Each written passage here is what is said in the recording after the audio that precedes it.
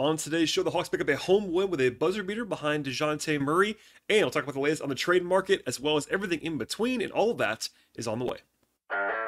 You are Locked On Hawks, your daily Atlanta Hawks podcast, part of the Locked On Podcast Network. Your team every day.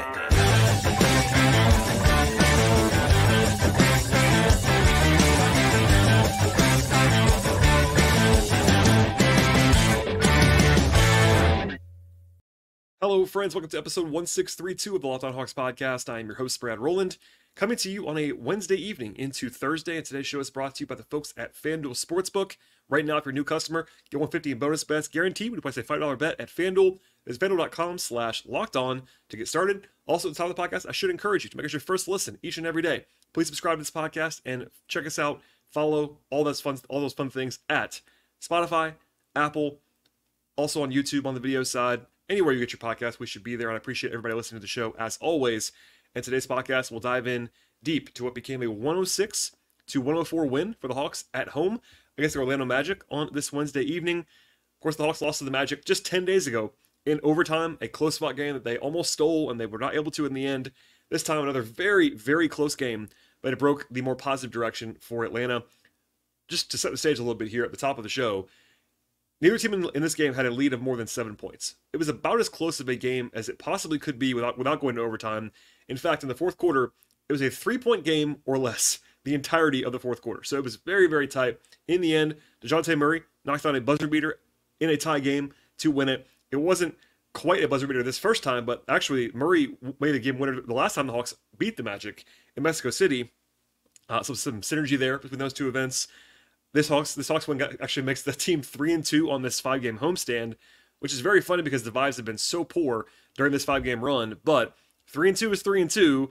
Should have been 4-1, probably. Should have been 5-0, maybe. But hilariously, the Hawks were outscored by almost 30 points in a 3-2 homestand. But 3 wins are 3 wins, and this was a close one for sure. We'll touch on some trade stuff later on in the podcast as well. But we got to just start now with just how profoundly weird this game was, to be honest. Beyond how close it was, the biggest point of oddity in this game is that the Hawks just could not take care of the basketball, and they won anyway. So this is an offense-first team, as we kind of all know if you're following the Hawks closely this year. They had about a 110 offensive rating in this game. That is well below the league average, much less well below the Hawks average, which is well above the league average, generally speaking. And a big reason for that, probably the number one reason for that, was their turnovers. So they had 23 turnovers in this game and managed to win it anyway. For reference, that's the season high for the Hawks. This is game number 40 for Atlanta, so almost the midway point of the season, and this was their season high in turnovers. They average 14 per game or so. 23 is not like a ridiculous number for a season high, but it's a very, very high number of turnovers in a 48-minute game, and they led directly to 28 points for the Magic. Usually, that is a glaring problem, and one that's going to cost you a game more often than not. And really, it was a problem the entire game. And look, I should at least give some props to the Magic. They are very good at creating havoc defensively. They are top 5 in the league in turnover creation on defense, but still a very bad number for the Hawks. And really they earned it. They were really rough in ball security. But in the end, they overcame that by being good enough everywhere else. So they were good enough on the offensive glass in this game, particularly in the second half. They had a huge possession late in the game where they actually had 5 offensive rebounds on one possession that led to a bucket with about 2 minutes to go. Dejounte Murray was actually asked by Kevin Shannara, my friend over there at Hawks.com, about that play. And he said Wes Matthews, who was not actually in uniform, but is kind of the veteran of the team in a lot of ways, he said that he told the team, Wes did, that at least to him, it appeared like the team actually wanted to compete and wanted to win the game late. So that was a cool reference by Dejounte. The Hawks also shot the ball well inside the arc in this game. 58 points in the paint, 51% shooting overall in the game. They really attacked the rim very well in this game against a good defensive team. Almost half of the Hawks' shots were at the rim, an excellent ratio, as well as 73% from the field when shooting at the rim as well. That's a very positive number. They were not great from 3 in this game. It didn't take a lot of them either, but they also shot very well at the free throw line. Not a ton of attempts, but 20 of 22. So they took advantage of those attempts. That's a positive. Also, they had good balance. Murray led the team in scoring, and Trey had 12 assists, but 6 guys had double figures. They were very balanced and very effective in at least most ways, other than, again, ball security. But crazily enough, I know I focus on this a lot on the podcast because it's usually a pretty good predictor of what's going to happen, but the Hawks actually took 12 fewer shots than the Magic. And when you do that, you are likely to lose because, yes, there's shooting variance, all that stuff, but the Hawks taking 12 fewer shots than their opponent is usually a disaster. But in this game, they did just enough, and I mean barely enough, to win this game, despite that disparity. Of course, kind of fittingly, I would say, Murray makes a very tough shot at the buzzer, one that he's capable of making, obviously, as we saw. He's a good tough shot maker, but that was a tough shot. He buried it, and it was enough to sneak out of there with the victory. Defensively, I thought it was actually pretty good. So offensively, you could say the Hawks performed below their norm, and that would be very fair. Defensively, they were better than normal. Now, Orlando, in contrast, is kind of the opposite of the Hawks. In fact, Trey said that from the podium, kind of in a pretty candid, refreshing way. Trey was kind of like, the Magic are the opposite of us. And he's true. It's true. The Magic are a not great offensive team that's good on defense. And the Hawks are, of course, the opposite of that. But in this one, the Hawks had a ton of defensive rebounding issues in the first half of this game. In particular, Capella had a rough half, and it was kind of, he was not alone by any means, but it was sort of the focal point because of how good he usually is on the glass. But they improved a lot there after halftime. That was a key to the victory. And they held the Magic to about a 110 offensive rating in this game as well. Orlando only had 18 assists in the game. That's a very good number, and it's usually an indicator of a team forcing the other team into tough shots, like one-on-one situations. Paolo Banchero is a very good player, former number one overall pick, all that fun stuff. He was 8 of 25 in the game, and not because he was missing a lot of easy shots. And Quinn talked about this after the game as well. They definitely did a good job on Paolo, whether it was Jalen, whether it was even Sadiq, Okongwu, Capella. Like, they got lots of crowds on Banchero and make him take tough shots the entire game. Now, he had a big one at the very end, a relation to tie the game, but even that was a pretty tough look. So the Hawks held the Magic in check all the way around, lots of tough shots, long possessions, and in general, they made things tough-ish on the Magic. Again, it wasn't perfect, but after halftime in particular, the Hawks did a good job closing possessions and doing what they had to do defensively. So you have to grade on a curve on some level, but I think that this is a good win for the Hawks. They were favored in the game by about 4 points, according to our friends at FanDuel, so they actually didn't cover the spread. The Hawks have been so bad against the spread this year, which is kind of funny. And look, this game does not sort of erase the results from this weekend or from the second half of the game against the Spurs, even though they won. They were not playing very well in the 3 games previous to this. But this is a good win. It's not a landmark win. You're still at home. You were a favorite. Orlando was without Franz Wagner in this game, for instance. But the Hawks are still down a starter as well, without DeAndre Hunter. And amidst all of the other stuff that's swirling around, trade rumors, poor play, etc., the Hawks are now 17-23, and that's not where you want to be if you are Atlanta. I'll be the first to admit that. But at this very moment, the Hawks are now back in the play-in. They're the 10 seed at this moment as I'm recording this podcast. So does that matter? I'll let you decide that on your own, basically. But the Hawks are playing a little better in some key areas, and I think that they certainly got a nice win tonight, and the mood was relatively upbeat as a result of that. All right, we'll touch on all of what kind of this one unfolded throughout the game, the buzzer beater at the end of the podcast, at the end of the game, I should say, as well as kind of how it unfolded with the lack of a timeout. That was kind of a storyline after the game as well. And at the end of the show, we'll talk about some trade rumor stuff as well. But first, a word from our sponsors on the show today. This show is sponsored by BetterHelp. Around the new year, sometimes we get obsessed with actually how to change ourselves instead of just expanding on what we're already doing right in our lives. And maybe you've already organized part of your spaces. You might have tackled more of them, perhaps. Maybe taking supplements every morning. You actually want to eat breakfast as well. Therapy can help you find your strengths, and you can actually ditch the extreme resolutions that some people have and make changes that actually stick in your life. Therapy can be something that you look forward to, something to make you feel grounded, even give you the tools to manage everything going on in your life.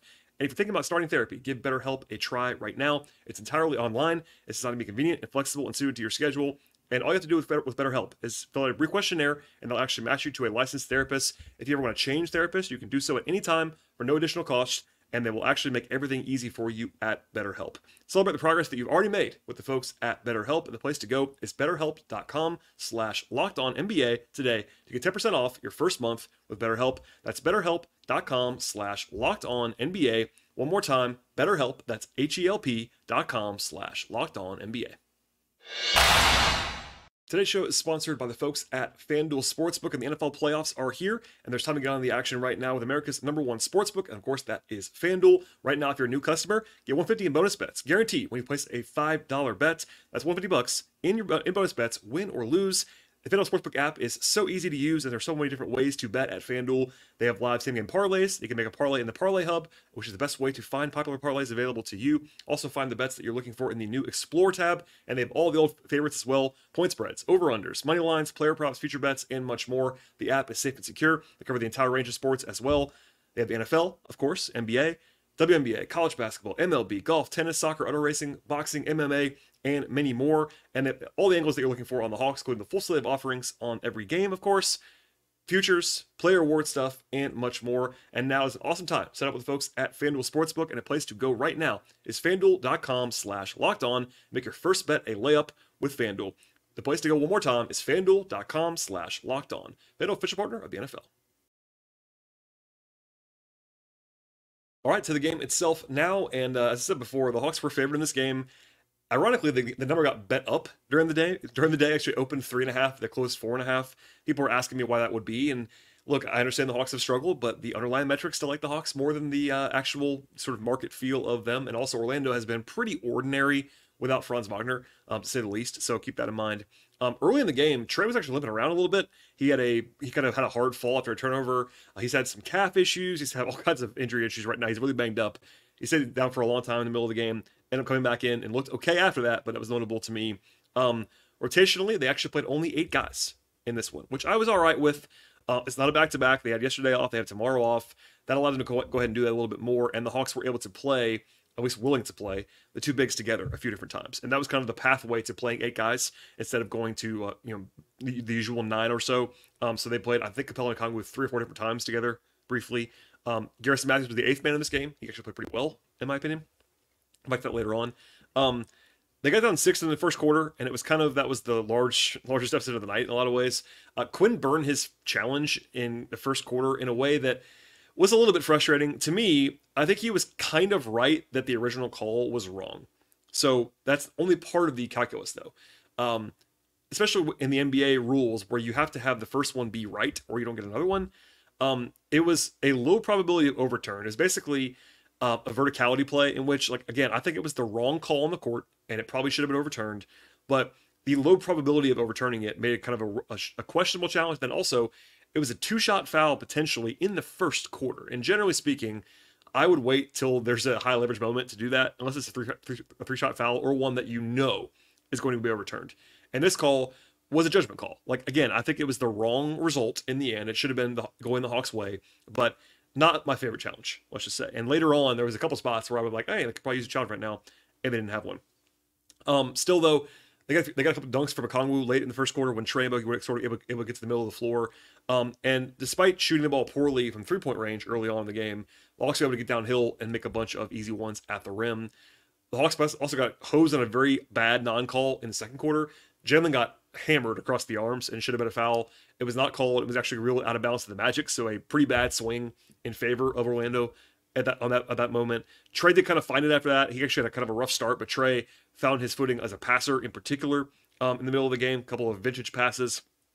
That's the line a couple times as well. But the Hawks turned them all over early and often. I know I talked about it earlier, but they had 13 turnovers in the first 18 minutes. So they were actually better, quote unquote, after that. But man, it was really rough ball security wise, especially in the first quarter and a half of the game. Even the guys like, Trey and Murray are going to have turnovers, and they combined for 13 of the 23 from the Hawks. That's a lot. That's probably too many, but it's the other guys that you can't afford. Like, you can't afford Garrison Matthews to have two turnovers. You can't afford Congo to have 2 turnovers. You can't have Jalen have 4. So, like, it was the supporting guys and the high volume guys in this game. And on the glass, they got bludgeoned. And actually, I said it before, the Hawks lost the field goal attempt battle in this game by 12. They actually were minus 13 in the first half. So in the second half, they actually took more shots. They kind of grounded it back into there. But the first half was so lopsided, and it was kind of a miracle. The Hawks were only down by 2 at the end of the first half. So there you go.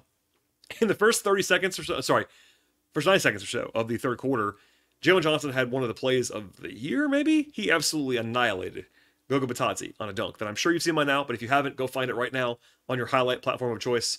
A poster of epic proportions, a lot of fun, and an eruption in the arena for sure.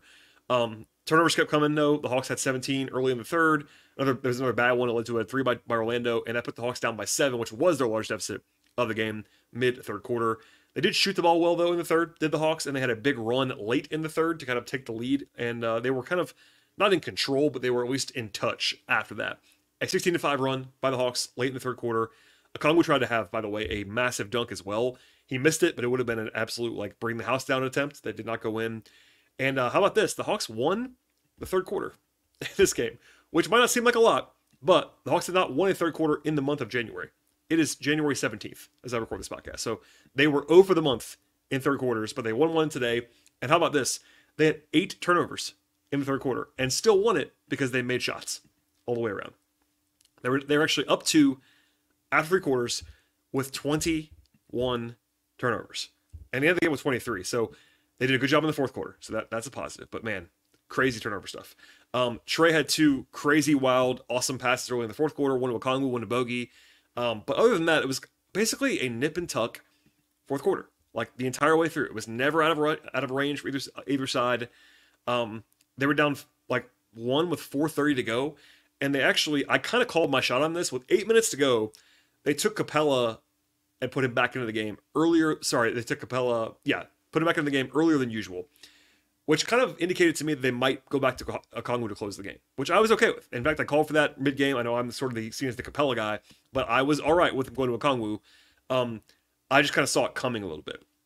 It was a little bit odd that they actually put Capella in out of the timeout and then on the next whistle took him out, which is a little bit strange. I'm not sure why they did that. I did not like, though, closing with Bay over Bogey in this game. I would have, and I said this in real time, I would have closed with Bogey and Okongwu. But if you had to pick one of those two, to go with, I would have gone with Bogey over Bay instead of Capella over Okongwu. But it didn't bite them. Bay had a rough one. But you could say, if you're going to go with Okongwu, that you might want Bay's just physicality, rebounding-wise, maybe a little bit over Bogey, but I didn't love that, let's just say. Anyway, the Hawks were up by 1 point with about 2 minutes to go, and they got 5 rebounds on the opposite glass on the same possession, and that was a huge swing in the game. I know, obviously, Murray's shot at the end is the biggest moment of the game, no question about that. But other than that, I would point to that possession, where the Hawks were up by 1, yes, but they basically had like a 45-second possession, ended up scoring, and it was a big, big play. Just a massive swing. And honestly, one the Hawks have not made a lot of this year. That was good to see. They were up 3 after that. They did allow a layup pretty quickly, but they never trailed again after that play. Trey got fouled a couple times, made his free throws in this game, and put the Hawks up by 3 with about 27 seconds to go or so. And honestly, Orlando had a very bad possession, I thought, after that. Okongwu kind of didn't play it perfectly because they were up 3, and what you don't want to do there is give up a 3 to Boncaro. It was a pretty tough shot. Paolo's not a great shooter from the perimeter. He's capable of making that shot, and he made it. It was kind of a little bit of a slight mistake from Okongwu, I thought, maybe. But it was not badly played. It's just a hat tip shot. He made it. But the good thing is you're up 3, so you have the ball back. Then things get pretty interesting. If you watch the play, Trey is demonstrative after that happens. And I noticed that in real time, even from not like super far away from where we sit on Media Row, but it's not like super close. Anyway, I saw Trey reacting and kind of jumping around.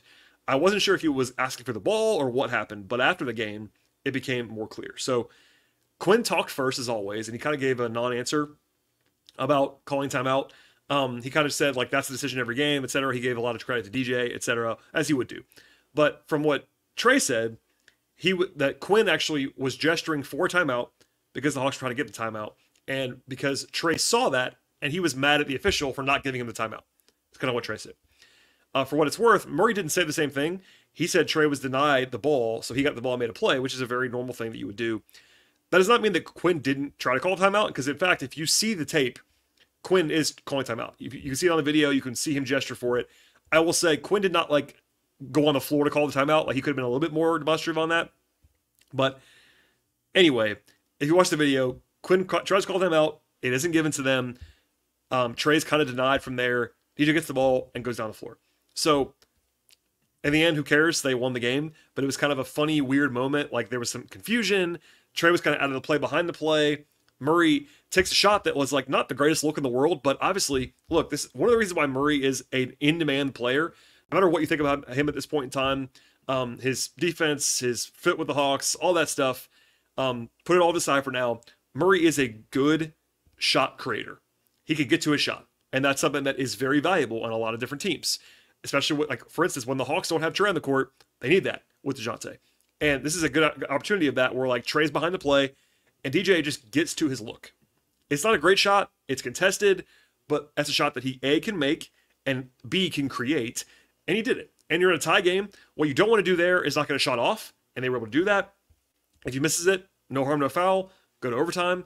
I wouldn't have minded a timeout. They weren't in the greatest position in the world, but like, it worked. And I think that's a hat tip to Murray. Part of why he's good is is that he can do that. He can go get the shot.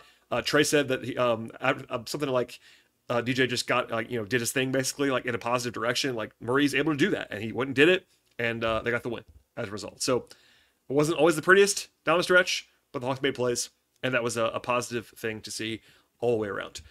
Quickly now to the player stuff on today's podcast. Again, only 8 guys appeared for Atlanta in this game.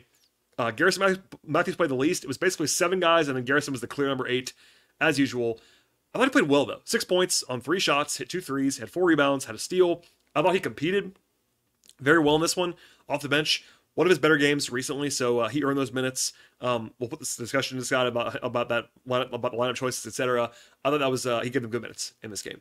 Bogdanovic probably should have played more, but had 12 points, 4 rebounds, an assist and a steal and a block, hit 2 threes, played well. And I'll say this now, like, it was hard to watch, but Bogey, if you were not following the NBA non-Hawks storylines, an assistant coach for the Warriors actually passed away suddenly. It was a terrible story. There was a game postponed tonight. But anyway, he has extensive ties to Bogey and Igor Koskov, who also coached for the Hawks. He's from Serbia. And Bogey talked after the game, without going all the way into it. Bogey was clearly affected, and understandably so. This guy he looked up to for a long time. He was very reflective after the game. He said even that he thought about not playing, and then he realized that, basically he thought that he would have wanted him to play, and I get all that too. But Bogey said post-game that he didn't even remember what he did during the game. So, like, he was certainly in a weird place mentally, and I don't blame him at all for all of that stuff. He was emotional, but I thought he played well, and he was very reflective and open with the media after the game, just to kind of see that. But anyway, it was kind of a difficult thing to, like, kind of tackle. Even pregame, Quinn was very kind of emotional and taken off by that, because the whole NBA was. There was a moment of silence before the game.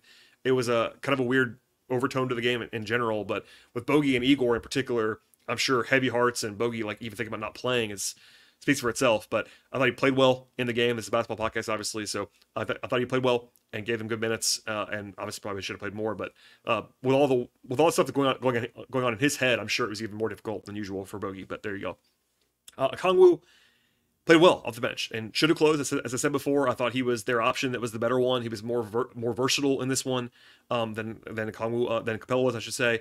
Rebounded the ball well, 15 points on rebounds for Onyeka in this game. He had was efficient around the rim, +7 in the game, 2 turnovers, but that's totally fine. I thought he gave good minutes, good defense on Paolo, good defense sort of rotationally, etc. Good moments around the rim. So right move there, played well. To the starters, Saddiq Bey. Kind of a rough run for Saddiq again. He's just not shooting the ball well. And it's not anything breaking news, but I pulled this before the game tonight. In the previous 19 games, Saddiq was shooting about 28% from 3. And then tonight, he was 1 of 5. So he's like 27% now over 20 games from 3. And that isn't like a crazy huge sample size. I'm not going to tell you that's going to be damning for his career. But what I will say is that Bay's got to make threes, or he really does not have a ton of ancillary value. Now, he's okay getting to the rim. He's okay at rebounding sometimes, but defensively, he hurts them a lot of ways. And he played a lot in this game. I get why. He is big and physical, and Orlando is big and physical. And Quinn talked about that after the game as well. Just the fact that they're not so big. The Hawks are pretty small in some respects. But I thought Bay's just going to have to make some shots, man. It is what it is, but he's going to have to make some shots, and I'm sure he will. I think there's some positive regression coming for Saddiq. He's not this bad of a shooter. I'm very confident in that. But right now, he's also like hesitating a little bit. Maybe some confidence issues. I'm not sure what's going on there. But something to circle for sure moving forward. Capella, 12 points, 3 rebounds, had a steal. He was 12 points on 6 shots, so that's obviously very good. I thought the first half, he weirdly had rebounding issues. Like, Clint's always a good rebounder. He was not in the first half. It was not all on Clint. That's something that I think people were kind of being silly about during halftime. But he was not good out of the glass in the first half. His hands were kind of weird, etc. He did finish around the rim. No missed bunnies in this one, as Clint wants to do. I thought he was pretty good defensively in the game overall. And second half, rebounded better. But again, I thought Okongwu was just a little bit better, more versatile on offense, etc. in this one. And Clint was fine for the most part, other than the rebounding in the first half. But I thought that it was the right choice to not close with him. And by the way, it's fine with me in general if they just kind of play it by ear. I think Quinn's done that before and not for a while. It's kind of people talking about this tonight like as if it's never happened. It definitely has. Quinn has closed with Congo before.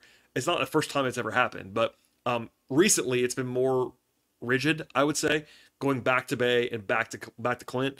I think the Hawks could be open to being more flexible there.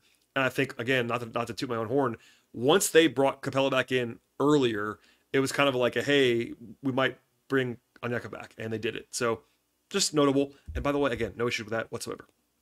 Jalen played 38 minutes in this one. He wasn't fantastic. 10 points on 9 shots from the field, 3-5 from the free throw line. 9 rebounds, though. That was big. 2 steals, 3 assists, the huge dunk. Did have some mistakes for sure, 4 turnovers and defensive kind of flops, but I thought he did a good job on Paolo. I thought that Jalen, it's a good matchup. It's nice to have a guy who is the size of Jalen, 6'10 or so, and long, on a guy like Paolo. And I think, Paolo's very physical. Jalen's going to make some, over-eager mistakes, but certainly it's just good to have a guy to throw on Paolo as a full-time guy. And I think he did a very good job defensively in this one. And then Trey and DJ in the backcourt. Trey had 18 points, 12 assists, did have 8 turnovers. It was not his best night by any means. I think Trey, especially early on, the first quarter, was really, really rough. Once he settled in, he was fine, but certainly too many turnovers in this game and didn't shoot the ball well at all. 4 of 8 from 2, I should say, 1 of 6 from 3. Got the line 7 times, had some nice moments, but not his best. And then Dejounte, 26 points, 5 rebounds, 5 assists, 5 turnovers as well. 10 of 14 on 2s, 1 of 4 from 3. Defensively, it's still hit and miss, let's just say, with Dejounte, but obviously the big shot of the night, a huge one there. A couple of really tough shots. He was the one that actually scored on the big possession late, but when they got all the rebounds on the offensive glass. So big plays down the stretch from Dejounte. Quinn was pretty effusive in praising Trey and Dejounte for the way they played off each other in this game. So, we're going to talk about Dejounte stuff and trade stuff in a second after this next break, but basketball-wise on the court tonight, he was a big part of the win, and I think obviously he's a good player. People get lost in that. I know it might seem like I'm critical of Dejounte sometimes, and that's probably fair to say, but he's still good at basketball, and there's a reason why he's in demand. He should be. He's a good player, and he pulled him out of the fire in a couple different ways in this game. All right, we'll have more on this stuff coming up when it comes to the trade rumor mill and sort of a roundup, because I've got a lot of questions about the latest and what's being out there and what's going on, and we're now officially 3 weeks from the deadline, so we'll get to all that in a second. But first, a word from our sponsors on the show today. Today's show is brought to you by eBay Motors, and passion, drive, and patience are what bring home the winning trophy, and that's also what keeps your ride or die alive. eBay Motors has everything you're looking for to maintain your vehicle and level it up to peak performance. They have superchargers, roof racks, exhaust kits, LED headlights, and more. Whether you're into speed, power, or style, eBay Motors has you covered across the board.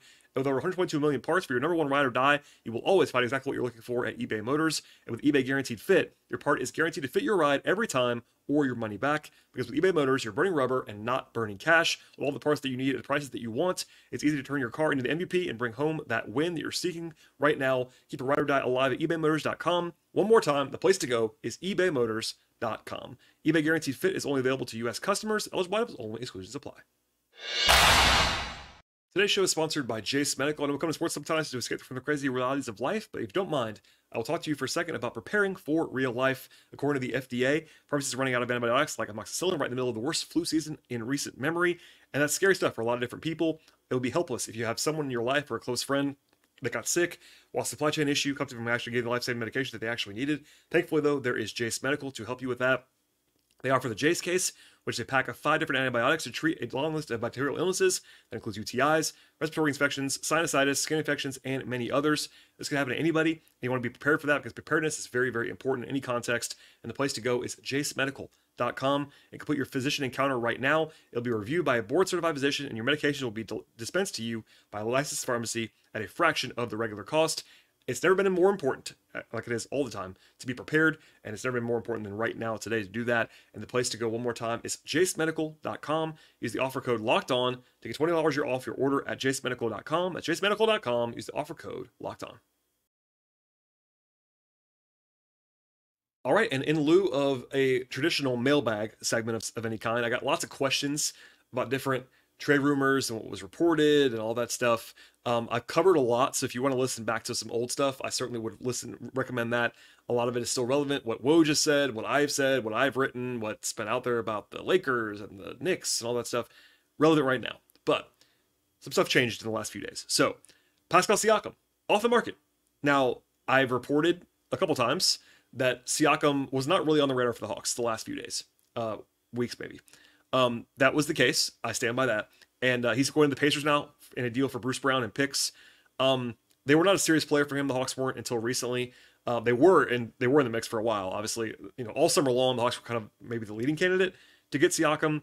As far as what he went for, I was surprised Toronto got as much as they did actually at this point in time. They got 3 first-round picks. Now, they're not great picks by any means, and they get Bruce Brown, who's a very useful player. I got some questions about whether the Hawks could have matched this or would have wanted to match it. I would say probably not at this point. They don't have the same draft capital that the Pacers did. Even if you kind of throw in a guy like AJ or Buffkin or something like that in place of a pick, the Hawks were not going to trade this kind of package for a player on an expiring contract. It's a Hawks podcast, so I'll move on after this, but there was a very specific statement from Siakam's agent that was kind of out there. It's very optimistic about staying in Indiana. They can't formally agree, but all indications are Siakam would like to stay in Indiana at this point in time, and I think that this deal does not happen if he was not planning to stay in Indiana, and that is not something the Hawks had from Siakam's camp this summer. So that's kind of the huge difference there between the two, and there you go, a guy off the board at this point in time. Going back to actual Hawks stuff for now. Mark Spears of Anscape talked to Dejounte Murray in pretty deep fashion over the weekend, wrote up a whole piece about it. I recommend reading the whole thing to hear from Dejounte and a lot of different stuff. But in the story, Spears wrote the following, quote, "The Hawks have come to the realization that the pairing of Murray and Young isn't working," end quote. That is similar to what Woj has reported and what I've kind of cited previously. I found it notable, though, that it was directly in a piece that Dejounte was interviewed for one-on-one. So that's I think that's kind of notable to me. If you're a new listener, I'll repeat some of the stuff that I said before, but I think this is a two-way desire at this point for the Hawks to be moving on, as some reporting has echoed, and also that Murray and his reps are ready to go as well. That does not mean it's going to happen. Like, it certainly could not at this point. It is not a guarantee. Woj just said it's likely. I agree it's likely from what I hear, but there's still 3 weeks left till the deadline. And again, trades are hard. I say it all the time. Trades are difficult to execute, but that's where we are right now. I'm on high alert, but nothing is official, and certainly nothing is imminent at this point in time. Dejounte just made a game winner for the Hawks. It is what it is, but that's where the trade winds are blowing right now on that front.